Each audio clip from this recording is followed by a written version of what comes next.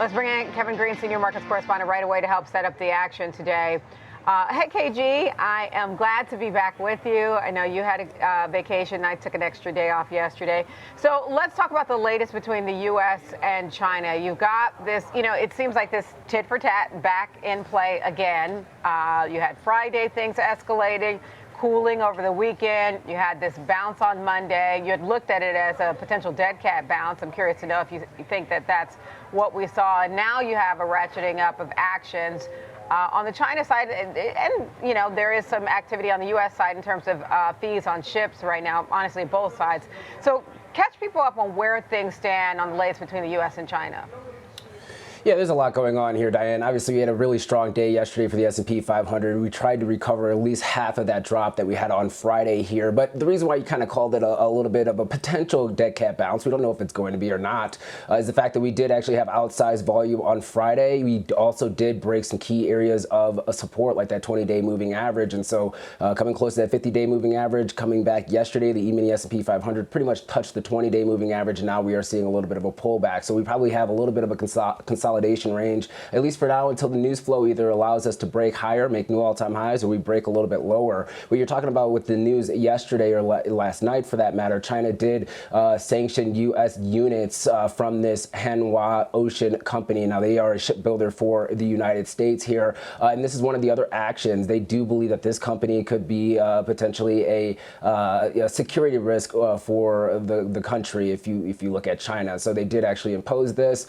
They also are imposing some shipping fees as well. We have ours going into place either today or tomorrow. It looks like the only exception for those shipping fees, or those ship docking fees, if you will, for China, is if the ships are made from China, or if they're made in China. So once again, a little bit more of a back and forth. I would say that pullback that we saw when it came to the rhetoric was more on the U.S. side from President Trump than China. And now, once again, we continue to see them taking some actions. And it may be, once again, a strategic move for us to actually have a solidified deal in the next month or so, and hopefully this does not prolong itself, because that could once again kind of drive volatility a little bit higher and maybe take equity multiples a little bit lower. Okay, all right. Let's talk a little bit about earnings. We're kicking off earnings season. We've got the banks in focus today. Why don't we start out with the biggest of the big, JPMorgan Chase? Shares look like they're little changed in the pre-market, but strong beats here.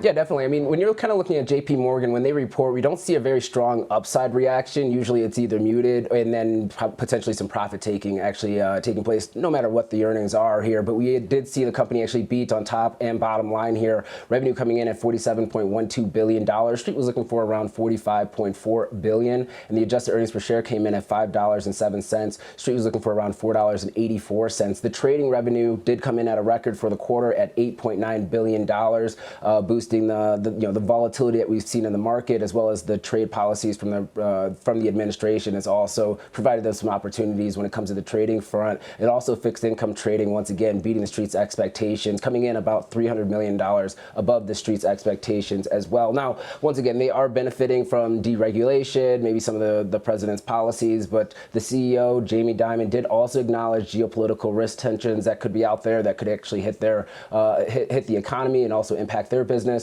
Also looking at tariffs and trade uncertainty, as well as sticky inflation. So he's always going to be very measured when it comes to his commentary, but this is actually a good beat both on the top and bottom line. You're not seeing any type of major cracks right now, especially when you're looking at the delinquency rates, which obviously for maybe some of the smaller servicers may be seeing a little bit of pressure, but for JP Morgan, doesn't seem like we are seeing that as of yet. Great perspective on how the shares move, that, often they're actually lower even when there's a beat there.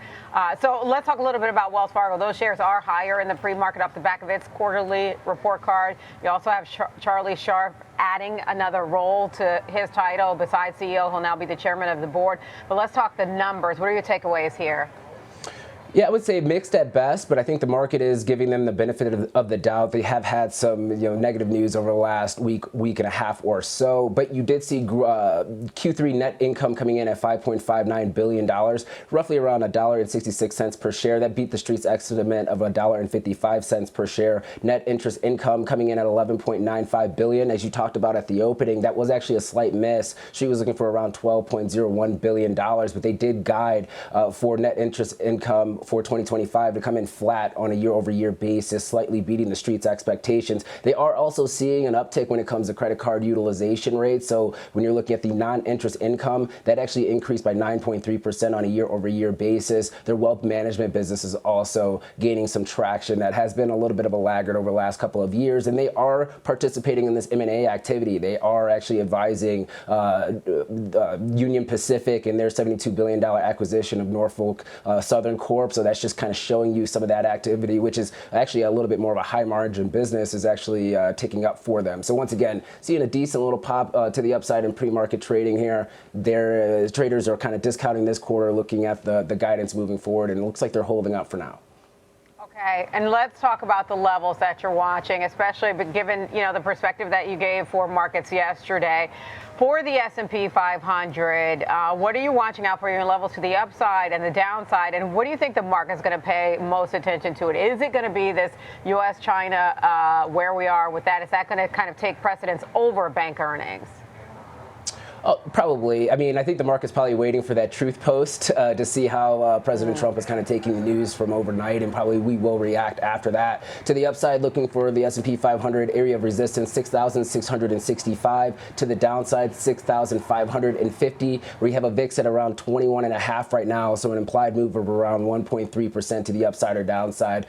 More put side skews, so there's a lot of hedging that's taking place over the last 24 hours.